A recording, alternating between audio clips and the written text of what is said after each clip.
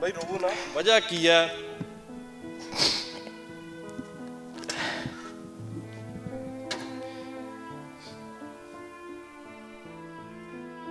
Agent ਬਈ ਅਸੀਂ ਨਾਲ ਆ ਤੁਹਾਡੀ ਆਵਾਜ਼ ਜਿਹੜੀ ਹੈ ਸਰਕਾਰ ਤੱਕ ਪਹੁੰਚਾਵਾਂਗੇ, ਕੋਸ਼ਿਸ਼ ਕਰਾਂਗੇ ਕਿ ਤੁਹਾਡੀ ਆਵਾਜ਼ ਜਿਹੜੀ ਹੈ ਪਹੁੰਚੇ। ਫਿਰ ਹੁਣ ਅਖੀਰ ਨੂੰ ਤਾਂ ਕਦਮ ਚੱਕਣਾ ਹੀ ਪਿਆ ਜੀ ਸਾਨੂੰ। ਵਾਹਣ ਨਾਲ ਹੀ ਹੱਲ ਹੈ ਜੀ। ਕਹਿੰਦੇ ਵਾਇਰਸ ਇਹ ਦੁਬਾਰੇ ਰਹਿ ਜਾਂਦਾ ਜੀ, ਫਿਰ ਕਿਤੇ ਕਣਕ ਵਿੱਚ ਵੀ ਨਾ ਚਲੇ ਜਾਵੇ ਵਾਇਰਸ। ਅਸੀਂ ਹੁਣ ਸੋਚਦੇ ਵੀ ਜ਼ਮੀਨ ਨੂੰ ਸੁਕਾ ਲਈਏ ਵਾਹ ਕੇ, ਹੋਰ ਕੀ ਕਰਾਂਗੇ।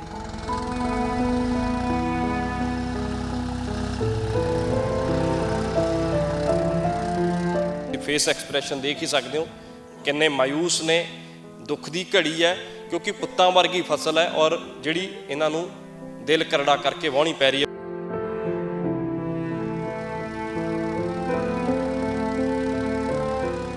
ਆਸਾਂ ਉਮੀਦਾਂ ਬਹੁਤ ਸੀ ਕਿਸਾਨ ਨੂੰ, ਪਰ ਇਸ ਝੋਨੇ ਨੂੰ ਬਿਮਾਰੀ ਪੈਣ ਕਰਕੇ ਕਹਿੰਦੇ ਕਿ ਰੇਹਾਂ ਸਪਰੇਆਂ ਬਹੁਤ ਸਾਰੀਆਂ ਕਰਵਾਈਆਂ। ਅੱਕ ਕੇ ਕਿਸਾਨ ਹੁਣ ਆਪਣੀ ਪੁੱਤਾਂ ਵਰਗੀ ਫਸਲ ਨੂੰ ਵਾਹ ਰਿਹਾ ਹੈ। ਕਿੰਨਾ ਔਖਾ ਇਹ, ਕਿਉਂਕਿ ਬਹੁਤ ਆਸਾਂ ਉਮੀਦਾਂ ਲਾ ਕੇ ਕਿਸਾਨ ਬੈਠਾ ਹੁੰਦਾ ਹੈ। 25 ਕਿੱਲੇ 30 ਕਿੱਲੇ ਹੈ, 40,000 ਨੂੰ ਠੇਕੇ ਦੇ 40,000 ਦਾ ਠੇਕਾ ਹੋ ਗਿਆ। ਉਸ ਤੋਂ ਬਾਅਦ ਜਿਹੜਾ ਰੇ ਬੀਜ ਸਪਰੇਹਾਂ ਆਪਣੀਆਂ ਬੰਦਿਆਂ ਦੀਆਂ ਦਿਹਾੜੀਆਂ ਉਹ ਬਿਲਕੁਲ ਜ਼ੀਰੋ ਹੈ। ਪਰਿਵਾਰ ਦੇ ਹੁਣ ਖਰਚੇ ਵੀ ਹੈਗੇ, ਉਹ ਕਿੱਥੋਂ ਚੱਲਣਗੇ। ਸਾਡੀ ਤਾਂ ਸਰਕਾਰ ਨੂੰ ਤੇ ਅਨਮੋਲ ਗਗਨ ਮਾਨ ਜੀ ਨੂੰ ਇਹੀ ਬੇਨਤੀ ਹੈ ਵੀ ਇੱਥੇ ਆਣ ਕੇ ਇਹਨਾਂ ਦਾ ਮੁਆਵਜ਼ਾ ਲਿਆ ਜਾਵੇ ਤੇ ਜਿੰਨੀ ਇਹਦੀ ਫਸਲ ਬਰਬਾਦ ਹੋਈ ਉਹ ਤਾਂ ਸਾਰੀ ਦਾ ਇਹਨਾਂ ਪਰਿਵਾਰ ਨੂੰ ਮੁਆਵਜ਼ਾ ਦਿੱਤਾ ਜਾਵੇ। ਕਹਿੰਦੇ ਕਿ ਕੋਈ ਹੋਰ ਹੱਲ ਹੈ ਹੀ ਨਹੀਂ, ਤਾਂ ਹੁਣ ਕਿਸਾਨ ਨੇ ਤਵੀਆਂ ਲੈ ਕੇ ਫੈਸਲਾ ਕੀਤਾ ਹੈ। ਟਰੈਕਟਰ ਦੇ ਨਾਲ ਤਵੀਆਂ ਜੋੜ ਕੇ ਹੁਣ ਫੈਸਲਾ ਕੀਤਾ ਕਿ ਇਸ ਨੂੰ ਵਾਹਿਆ ਜਾਏਗਾ।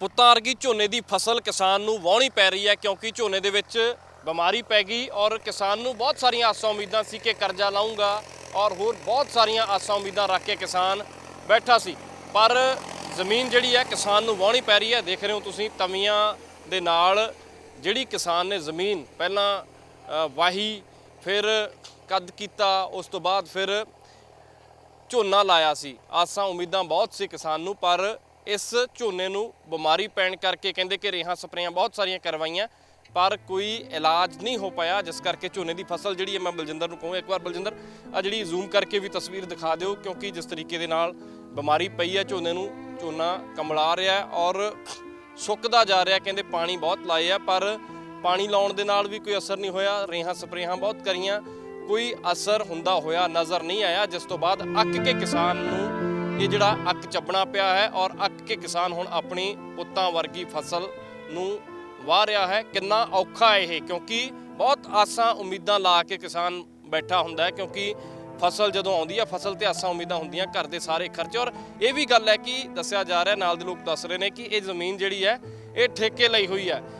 20 ਕਿੱਲਿਆਂ ਦੇ ਕਰੀਬ ਜ਼ਮੀਨ ਜਿਹੜੀ ਹੈ ਇਹ ਠੇਕੇ ਲਈ ਹੋਈ ਹੈ। ਰੁਕ ਕੇ ਕੋਸ਼ਿਸ਼ ਵੀ ਕਰਾਂਗੇ ਕਿ ਆਖਰ ਇਹ ਫੈਸਲਾ ਕਿਸਾਨ ਨੂੰ ਕਿਉਂ ਲੈਣਾ ਪਿਆ। ਗੁਰਜੰਟ ਸਿੰਘ ਹੁਣੀ ਜਿਨ੍ਹਾਂ ਨੇ ਠੇਕੇ ਲਈ ਇਹ ਜ਼ਮੀਨ ਔਰ ਹੁਣ ਉਹ ਇਸ ਜ਼ਮੀਨ ਨੂੰ ਵਾਹ ਰਹੇ ਨੇ, ਉਹਨਾਂ ਦੇ ਨਾਲ ਵੀ ਅਸੀਂ ਗੱਲਬਾਤ ਕਰਾਂਗੇ ਕੀ ਕਹਿੰਦੇ ਨੇ ਗੁਰਜੰਟ ਸਿੰਘ ਹੁਣੀ ਔਰ ਕਿਸ ਤਰੀਕੇ ਦੇ ਨਾਲ ਆਖਰ ਇਲਾਜ ਜਾਂ ਸਪਰੇਹਾਂ ਕਰਵਾਉਣ ਦੀ ਕੋਸ਼ਿਸ਼ ਇਹਨਾਂ ਨੇ ਕੀਤੀ ਇਸ ਚੀਜ਼ ਨੂੰ ਲੈ ਕੇ, ਔਰ ਇਸ ਦਾ ਹੱਲ ਕੀ ਹੈ ਜਾਂ ਹੱਲ ਲੱਭਿਆ ਨਹੀਂ ਕੋਈ, ਜਾਂ ਫਿਰ ਵਜ੍ਹਾ ਕੀ ਸੀ ਅੱਕ ਕੇ ਕਿਉਂ ਇਹ ਡਿਸੀਜ਼ਨ ਇਹਨਾਂ ਨੂੰ ਲੈਣਾ ਪਿਆ ਹੈ। ਗੁਰਜੰਟ ਸਿੰਘ ਹੁਣੀ ਸਾਡੇ ਨਾਲ ਨੇ। ਗੁਰਜੰਟ ਭਾਈ, ਬਹੁਤ ਔਖਾ ਸਮਾਂ ਮੈਂ ਓਬਜ਼ਰਵ ਕਰ ਰਿਹਾ ਸੀ ਤੁਹਾਡੇ ਫੇਸ ਨੂੰ ਵੀ ਕਿ ਫਸਲ ਵਾਹ ਰਹੇ ਹੋ ਤੁਸੀਂ, ਵਜ੍ਹਾ ਕੀ ਹੈ ਇਸ ਦੀ?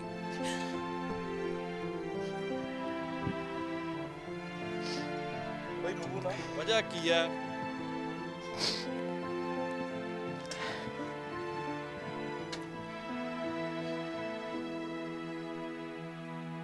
ਏਜੰਟ ਭਾਈ ਅਸੀਂ ਨਾਲ ਆ ਤੁਹਾਡੀ ਆਵਾਜ਼ ਜਿਹੜੀ ਹੈ ਸਰਕਾਰ ਤੱਕ ਪਹੁੰਚਾਵਾਂਗੇ, ਕੋਸ਼ਿਸ਼ ਕਰਾਂਗੇ ਕਿ ਤੁਹਾਡੀ ਆਵਾਜ਼ ਜਿਹੜੀ ਹੈ ਪਹੁੰਚੇ। ਮੈਂ ਦਰਦ ਸਮਝ ਸਕਦਾ ਤੁਹਾਡਾ, ਕਿਉਂਕਿ ਅਸੀਂ ਵੀ ਕਿਸਾਨ ਦੇ ਪੁੱਤ ਹਾਂ। ਬੇਸ਼ੱਕ ਅਸੀਂ ਕਿੱਤਾ ਹੋਰ ਚੁਣ ਲਿਆ, ਬਾਏ ਪ੍ਰੋਫੈਸ਼ਨ ਅਸੀਂ ਪੱਤਰਕਾਰ ਜ਼ਰੂਰ ਹਾਂ, ਪਰ ਅਸੀਂ ਇੱਕ ਕਿਸਾਨ ਦੇ ਵੀ ਪੁੱਤ ਹਾਂ। ਪੂਰਾ ਬਰੀਫ ਕਰੋ ਕਿ ਨਾ ਮੈਨੂੰ ਕਿ ਕੀ ਹੋਇਆ, ਆਖਰ ਕਿਉਂ ਤੁਹਾਨੂੰ ਇਹ ਫਸਲ ਵਾਹੁਣੀ ਪਈ ਹੈ? ਦੇਖੋ ਜੀ ਸਾਰੀਆਂ ਸਪਰੇਆਂ ਕਰ ਚੁੱਕੇ ਹਾਂ ਜੀ ਅਸੀਂ। ਜਿੱਦਣ ਦੀ ਜੀਰੀ ਲਾਈ ਉਦਣ ਦੀਆਂ ਸਪਰੇਆਂ ਕਰ ਰਹੇ ਜੀ। ਪੂਰੀ ਬਰਸਾਤ ਹੋ ਗਈ ਸਾਡੇ ਮੋਢਿਆਂ ਦੇ ਢੋਲੀ ਟਿੱਕੀ ਨੂੰ, ਫਿਰ ਹੁਣ ਅਖੀਰ ਨੂੰ ਤਾਂ ਕਦਮ ਚੱਕਣਾ ਹੀ ਪਿਆ ਜੀ ਸਾਨੂੰ ਇਹ। ਨਹੀਂ, ਇਹ ਹੋਇਆ ਕੀ ਸੀਗਾ, ਪੂਰੀ ਗੱਲ ਮੈਨੂੰ ਬਰੀਫ ਕਰਿਓ। ਮੈਨੂੰ ਦੱਸ ਰਹੇ ਸੀ ਬਾਈ ਹੁਣੀ, ਕਹਿੰਦੇ ਕਿ ਠੇਕੇ ਵੀ, ਇਹ ਜ਼ਮੀਨ ਜਿਹੜੀ ਹੈ ਠੇਕੇ ਲਈ ਹੋਈ ਸੀ ਤੁਸੀਂ, ਕਿੰਨੇ ਕਿੱਲੇ ਆ, ਠੇਕਾ ਕਿੰਨਾ ਇਹਦਾ? 30 ਕਿੱਲੇ ਆ ਜੀ ਟੋਟਲ ਠੇਕੇ ਦੇ ਜੀ। 40,000 ਰੁਪਇਆ ਠੇਕਾ ਜੀ, 35,40 ਦੇ ਵਿੱਚ ਹੈ ਜੀ। ਹਾਂਜੀ, ਸਾਰੇ ਟੋਟਲ ਖਤਮ ਹੋ ਗਈ, 5 ਕਿੱਲੇ ਰਹਿ ਗਏ ਜੀ ਬਾਸਮਤੀ ਦੇ। ਹਾਂਜੀ, ਬਾਕੀ ਖਤਮ ਹੈ ਜੀ। ਇਹ ਬਰੀਡ ਕਿਹੜੀ ਹੈ ਗੁਰਜੰਟ ਬਾਈ? ਇਹ ਪੂਸ਼ਾ 44 ਹੈ ਜੀ, 128 ਹੈ ਜੀ, ਇੱਕ PR 131 ਹੈ ਜੀ, 202 ਹੈ ਜੀ। ਹਾਂਜੀ, ਵੀ ਕਿੱਥੋਂ ਲਿਆਏ ਸੀ ਜਾਂ ਜਿਨ੍ਹਾਂ ਤੋਂ ਲਿਆ ਸੀ? ਖੈੜ ਤੋਂ ਲਿਆ ਤਾ ਜੀ, ਸਰਕਾਰੀ ਮੰਡੀ ਵਿੱਚ ਇਹਨਾਂ ਦੀ ਸਟਾਲ ਲੱਗੀ ਵੀ ਤੀ ਜੀ ਖੈੜ, ਉਹਨਾਂ ਤੋਂ ਲਿਆ ਜੀ, ਸਰਕਾਰੀ ਬੀਜ ਹੈ ਜੀ। ਬੀਜ ਦੇ ਵਿੱਚ ਕੋਈ ਦਿੱਕਤ ਸੀ ਤਕਨੀਕੀ ਜਾਂ ਫਿਰ? ਹਾਂ, ਬੀਜ ਵਿੱਚ ਕੋਈ ਦਿੱਕਤ ਨਹੀਂ ਸੀ ਜੀ, ਬੀਜ ਬਿਲਕੁਲ ਠੀਕ था ਜੀ। ਹੁਣ ਤੱਕ ਜੀਰੀ ਠੀਕ ਰਹੀ ਹੈ ਜੀ। ਹੁਣ ਕਿਆ ਪਤਾ ਜੀ, ਉਹ ਤਾਂ ਰੱਬ ਨੂੰ ਪਤਾ ਜੀ ਕੀ ਹੈ ਕੀ ਨਹੀਂ। ਕੋਈ ਜਿਹੜੇ ਵਿਗਿਆਨਿਕ ਹੁੰਦੇ ਆ ਜਾਂ ਕੋਈ ਡਾਕਟਰ ਟਾਈਪ ਜਿਹੜੇ ਦਵਾਈਆਂ ਵੇਚਦੇ ਨੇ ਖਾਸ ਤੌਰ ਤੇ, ਜਾਂ ਕੋਈ ਉਹਨਾਂ ਦੇ ਨਾਲ ਨਹੀਂ ਸੰਪਰਕ ਕਰਨ ਦੀ ਕੋਸ਼ਿਸ਼ ਕੀਤੀ? ਕੋਈ ਐਗਰੀਕਲਚਰ ਡਿਪਾਰਟਮੈਂਟ ਦੇ ਨਾਲ ਰਾਬਤਾ ਕਾਇਮ ਕੀਤਾ? ਕਹਿੰਦੇ ਜੀ ਕੋਈ ਇਲਾਜ ਨਹੀਂ ਜੀ ਹੈ ਇਹਦਾ। ਹਾਂਜੀ, ਬਸ ਐ ਫੰਗੀਸਾਈਡ ਕਹਿੰਦੇ ਜੀ, ਸਪਰੇਆਂ ਕਰ ਲਈਆਂ ਜੀ ਫੰਗੀਸਾਈਡ ਦੀਆਂ ਬਹੁਤ। ਨਹੀਂ ਜੀ, ਜਮਾ ਮੋੜ ਨਹੀਂ ਜੀ ਪਿਆ ਹੈ। ਨਹੀਂ, ਫਿਰ ਇਸ ਦਾ ਕੋਈ ਵੀ ਹੱਲ ਨਹੀਂ? ਕੋਈ ਬਿਮਾਰੀ ਫੰਗੀਸਾਈਡ ਹੋਵੇ ਜਾਂ ਹਰ ਚੀਜ਼ ਦਾ ਕੋਈ ਨਾ ਕੋਈ ਇਲਾਜ ਹੁੰਦਾ, ਜਾਂ ਇਹ ਬਿਮਾਰੀ ਇਸ ਇਲਾਕੇ ਦੇ ਵਿੱਚ ਨਵੀਂ ਹੈ? ਇਹ ਨਵੀਂ ਬਿਮਾਰੀ ਹੈ ਜੀ ਇਹ। ਉਹਨਾਂ ਨੇ ਤਾਂ ਆਪਣਾ ਖਹਿੜਾ ਛਡਾ ਲਿਆ ਜੀ, ਕਹਿੰਦੇ ਇਹਦਾ ਇਲਾਜ ਨਹੀਂ ਜੀ ਹੈ ਬਸ।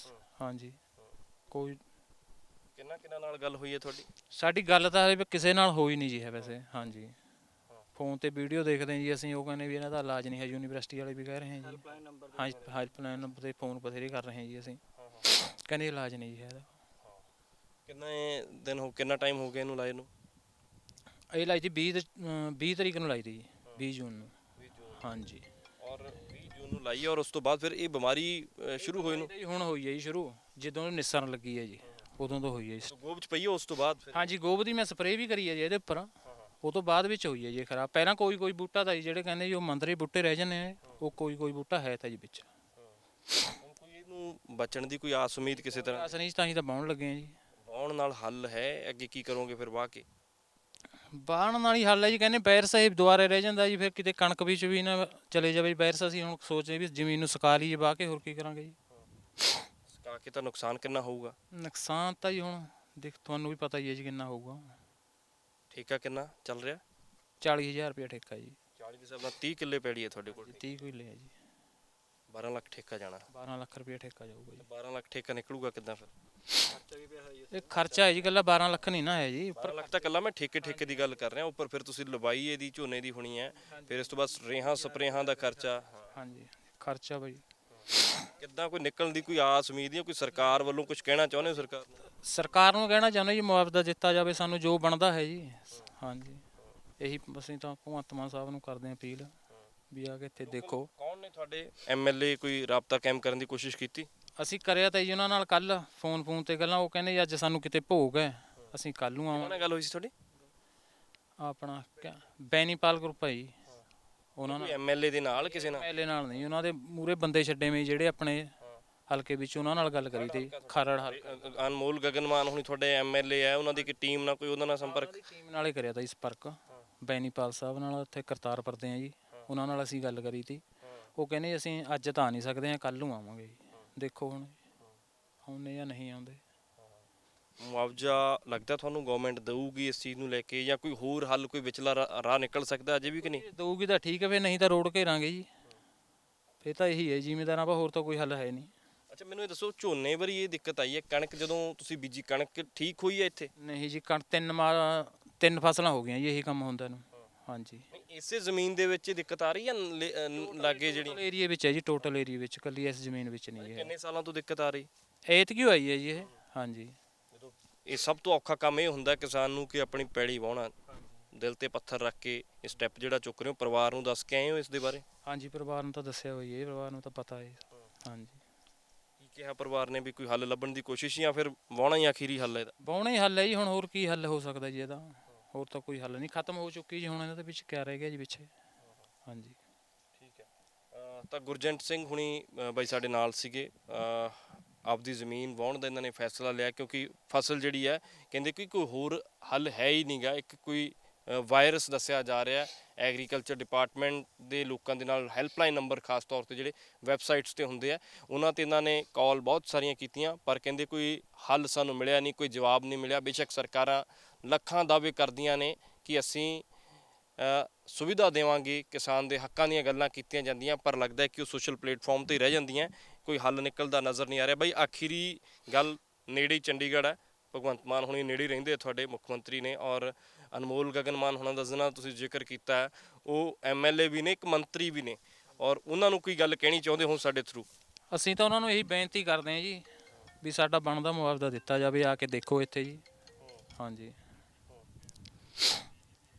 ਤਾਂ ਬਹੁਤ ਸਾਰਾ ਖਰਚਾ ਜਿਹੜਾ ਕਿਸਾਨ ਨੂੰ ਝੱਲਣਾ ਪੈਂਦਾ ਹੈ। ਤਾਂ ਬਾਈ ਗੁਰਜੰਟ ਹੁਣਾਂ ਦੇ ਤੁਸੀਂ ਫੇਸ ਐਕਸਪ੍ਰੈਸ਼ਨ ਦੇਖ ਹੀ ਸਕਦੇ ਹੋ, ਕਿੰਨੇ ਮਾਯੂਸ ਨੇ, ਦੁੱਖ ਦੀ ਘੜੀ ਹੈ, ਕਿਉਂਕਿ ਪੁੱਤਾਂ ਵਰਗੀ ਫਸਲ ਹੈ ਔਰ ਜਿਹੜੀ ਇਹਨਾਂ ਨੂੰ ਦਿਲ ਕਰੜਾ ਕਰਕੇ ਵਾਹੁਣੀ ਪੈ ਰਹੀ ਹੈ। ਬਾਈ ਹੁਣੀ ਸਾਡੇ ਨਾਲ ਨੇ। ਬਾਈ ਜੀ ਮੈਂ ਇਹ ਜਾਣਨਾ ਚਾਹੂੰਗਾ, ਨੇੜੇ ਦੇ ਲੋਕ ਨੇ, ਤੁਸੀਂ ਕੋਸ਼ਿਸ਼ ਕੀਤੀ ਰੋਕਣ ਦੀ ਜਾਂ ਕੁਛ ਇਹਨਾਂ ਨੂੰ ਕੀ ਸਟੈਪ ਨਾ ਚੁੱਕਿਆ ਜਾਵੇ ਕਿ ਹੋਰ ਕੋਈ ਰਾਹ ਨਿਕਲ ਸਕਦਾ? ਨਹੀਂ ਦੇਖੋ, ਅਸੀਂ ਤਾਂ ਇਹ ਪਰਿਵਾਰ ਨੂੰ ਬੜਾ ਹੌਸਲਾ ਦਿੱਤਾ ਵੀ ਚਲੋ ਦੇਖ ਲਓ ਵੀ ਇਹ ਹਲੇ 2 ਮਹੀਨੇ ਪਏ ਆ ਫਸਲ ਵੱਢਣ ਨੂੰ, ਉਹ ਤੋਂ ਬਾਅਦ ਵੀ ਕੋਈ ਮੋੜ ਪੈ ਜਾਵੇ। ਇਹਨਾਂ ਨੇ ਬੰਦਿਆਂ ਨੇ ਸਪਰੇਆਂ ਬੜੀਆਂ ਕੀਤੀਆਂ ਜੀ।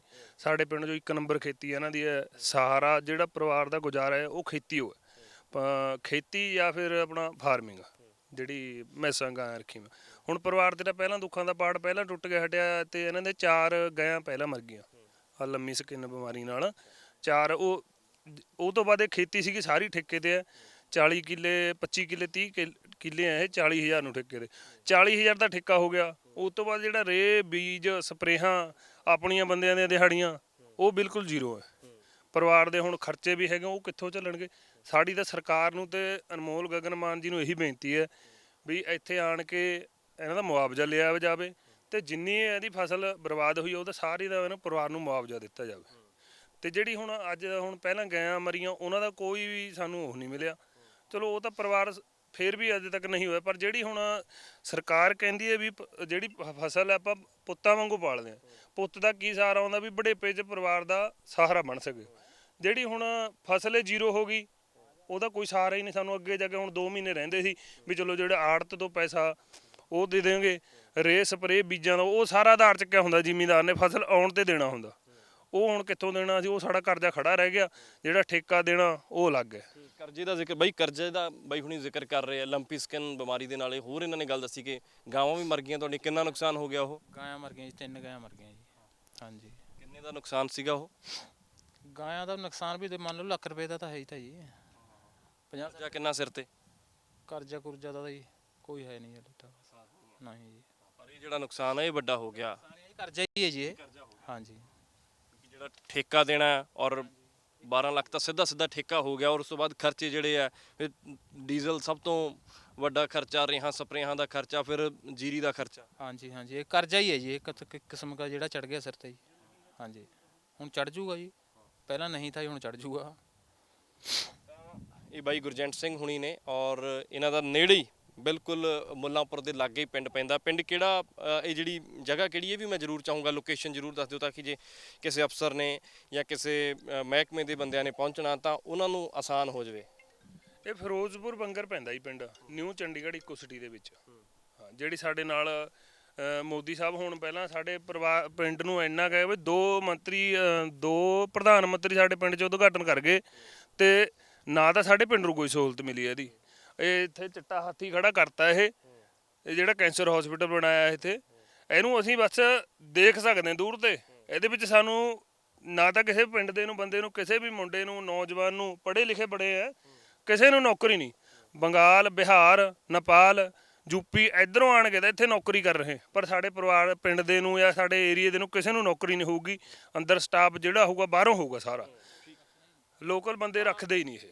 ਬਾਈ ਗੁਰਜੰਟ ਸਿੰਘ ਹੁਣੀ ਨੇ ਜਿਨ੍ਹਾਂ ਦਾ ਇਹ ਝੋਨਾ, ਇਹ ਮੈਂ ਇੱਕ ਵਾਰ ਇਹ ਵੀ ਚਾਹੂੰਗਾ ਜ਼ਰੂਰ ਬਲਜਿੰਦਰ ਚੱਲ ਕੇ ਜ਼ਰੂਰ ਨਾਲ ਦਿਖਾ ਦਿਓ ਕਿ ਕਿੰਨਾ ਦੁੱਖਾਂ ਦਾ ਪਹਾੜ ਇਸ ਕਿਸਾਨ ਦੇ ਉੱਪਰ ਟੁੱਟਿਆ ਹੈ, ਔਰ 20 ਕਿੱਲਿਆਂ ਤੋਂ ਵੱਧ ਜਿਹੜੀ ਹੈ ਫਸਲ ਇਹ ਕਿਸਾਨ ਦੀ ਤਬਾਹ ਹੋ ਚੁੱਕੀ ਹੈ। ਕਿਉਂਕਿ ਆ ਦੇਖੋਗੇ ਤੁਸੀਂ, ਮੈਂ ਇੱਕ ਵਾਰ ਬਲਜਿੰਦਰ ਨੂੰ ਕਹੂੰਗਾ, ਬਲਜਿੰਦਰ ਆ ਜ਼ਰੂਰ ਇੱਕ ਵਾਰ ਦਿਖਾ ਦਿਓ ਤੁਸੀਂ, ਕਿਉਂਕਿ ਜਿਸ ਤਰੀਕੇ ਦੇ ਨਾਲ ਇਹ ਫਸਲ ਆ ਇਹ ਸੁੱਕਦਾ ਜਾ ਰਿਹਾ, ਪੱਤੇ ਜਿਹੜੇ ਆ ਇਹ ਸੁੱਕਦੇ ਜਾ ਰਹੇ ਆ ਝੋਨੇ ਦੇ, ਔਰ ਪੂਸਾ ਬਰੀਡ ਵਧੀਆ ਕੁਆਲਿਟੀ ਦਾ ਬੀ ਦੱਸਿਆ ਜਾ ਰਿਹਾ ਇਹਨਾਂ ਦੇ ਵੱਲੋਂ। ਬੀ ਵੀ ਦੱਸਿਆ ਜਾ ਰਿਹਾ ਕਿ ਲਿਆ ਗਿਆ ਸੀ ਜਿਹੜਾ ਯੂਨੀਵਰਸਿਟੀ ਤੋਂ ਅਪਰੂਵਡ ਬੀ ਲਿਆ ਗਿਆ ਸੀ ਔਰ ਅਖੀਰੀ ਫੈਸਲਾ ਕੀਤਾ ਕਿਸਾਨ ਨੇ, ਕਿਉਂਕਿ ਦੇਖੋਗੇ ਤੁਸੀਂ ਗਿੱਲ ਵੀ ਹੈਗੀ ਹੈ, ਥੋੜੇ ਦਿਨ ਪਹਿਲਾਂ ਹੀ ਪਾਣੀ ਲਾਇਆ ਸੀ ਔਰ ਪਰਲੇ ਬੰਨੇ ਝੋਨਾ ਹੋਰ ਹੈ ਉਹ ਵੀ ਇਸੇ ਤਰ੍ਹਾਂ, ਔਰ ਇਸ ਬੰਨੇ ਵੀ ਔਰ ਦੂਸਰੇ ਬੰਨੇ ਵੀ, ਉਸ ਬੰਨੇ ਵੀ ਤੁਸੀਂ ਦੇਖੋਗੇ ਤਾਂ ਹੁਣ ਕਿਸਾਨ ਤਵੀਆਂ ਦੇ ਨਾਲ ਫੈਸਲਾ ਕਰ ਚੁੱਕਿਆ ਇਸ ਨੂੰ ਵਾਹੁਣ ਦਾ। ਕਹਿੰਦੇ ਕੋਈ ਹੋਰ ਚਾਰਾ ਹੈ ਹੀ ਨਹੀਂ ਔਰ ਕਹਿੰਦੇ ਕਿ ਵਾਹੁਣ ਦਾ ਫੈਸਲਾ ਅਸੀਂ ਵੀ ਪਹਿਲਾਂ ਇਹਨਾਂ ਨਾਲ ਗੱਲ ਕੀਤੀ ਕਿ ਨਾ ਵਾਓ ਕੋਈ ਹੋਰ ਹੱਲ ਨਿਕਲ ਸਕਦਾ ਹੈ,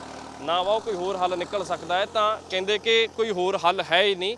ਤਾਂ ਹੁਣ ਕਿਸਾਨ ਨੇ ਤਵੀਆਂ ਲੈ ਕੇ ਫੈਸਲਾ ਕੀਤਾ ਹੈ, ਟਰੈਕਟਰ ਦੇ ਨਾਲ ਤਵੀਆਂ ਜੋੜ ਕੇ ਹੁਣ ਫੈਸਲਾ ਕੀਤਾ ਕਿ ਇਸ ਨੂੰ ਵਾਇਆ ਜਾਏਗਾ, ਕਿਉਂਕਿ ਕਹਿੰਦੇ ਕਿ ਇਹ ਵਾਇਰਸ ਜਿਹੜਾ ਕਹਿੰਦੇ ਜ਼ਮੀਨ ਦੇ ਵਿੱਚ ਨਾ ਵੜ ਜਾਵੇ, ਇਸ ਤਰ੍ਹਾਂ ਦੀ ਗੱਲ ਹੈ। ਪਰ ਦੱਸ ਦਈਏ ਤੁਹਾਨੂੰ ਕਿ ਕਿਸੇ ਮਹਿਕਮੇ ਨੇ ਕਹਿੰਦੇ ਸਾਡੀ ਸਾਰ ਨਹੀਂ ਲਈ। ਬੇਸ਼ੱਕ toll free number, helpline number ਬਹੁਤ ਸਾਰੇ ਜਾਰੀ ਕੀਤੇ ਜਾਂਦੇ ਆ ਸਰਕਾਰ ਦੇ ਵੱਲੋਂ ਵੀ, ਪਰ ਕਹਿੰਦੇ ਕੋਈ ਸੁੱਧ ਨਹੀਂ ਲਈ ਗਈ ਔਰ ਆਖਿਰਕਾਰ ਪਰੇਸ਼ਾਨ ਹੋ ਕੇ ਕਿਸਾਨ ਨੂੰ ਫਿਰ ਇਹ ਸਟੈਪ ਚੁੱਕਣਾ ਪੈ ਰਿਹਾ। ਕਿਸਾਨ ਨੂੰ ਆਪਣੇ ਪੁੱਤਾਂ ਵਰਗੀ ਫਸਲ ਵਾਹੁਣੀ ਪੈ ਰਹੀ ਹੈ ਔਰ ਅਸੀਂ ਜ਼ਰੂਰ ਚਾਹਾਂਗੇ ਕਿ ਸਰਕਾਰ ਇਸ ਕਿਸਾਨ ਦੀ ਸਾਰ ਲਵੇ। ਜ਼ਰੂਰ ਐਗਰੀਕਲਚਰ ਯੂਨੀਵਰਸਿਟੀ ਵਾਲੇ ਵਿਗਿਆਨਿਕਾਂ ਨੂੰ ਵੀ ਚਾਹੀਦਾ ਹੈ ਕਿ ਜ਼ਰੂਰ ਆ ਕੇ ਸਾਰ ਲਈ ਜਾਵੇ, ਤਾਂ ਕਿ ਕਿਸਾਨ ਦੀ ਠੇਕੇ ਤੇ ਪੈਲੀ ਹੈ, ਕਰਜ਼ਾ ਚੜ੍ਹੇਗਾ ਸਿਰ ਤੇ ਔਰ ਸਰਕਾਰ ਦਾ ਜ਼ਰੂਰ ਦਾਅਵਾ ਇਸ ਚੀਜ਼ ਨੂੰ ਲੈ ਕੇ ਕਿ ਅਸੀਂ ਕਿਸਾਨਾਂ ਦੀ, ਆਮ ਲੋਕਾਂ ਦੀ ਮਦਦ ਕਰਾਂਗੇ। ਦੇਖਦੇ ਹਾਂ ਇਸ ਕਿਸਾਨ ਦੀ ਮਦਦ ਕਰਨ ਦੇ ਲਈ ਕੌਣ ਪਹੁੰਚਦਾ ਹੈ। ਕੈਮਰਾ ਪਰਸਨ ਬਲਜਿੰਦਰ ਦੇ ਨਾਲ ਵਿਕਰਮ ਸਿੰਘ, ਪ੍ਰੋ ਪੰਜਾਬ ਟੀਵੀ, ਮੁੱਲਾਂਪੁਰ, ਮੋਹਾਲੀ।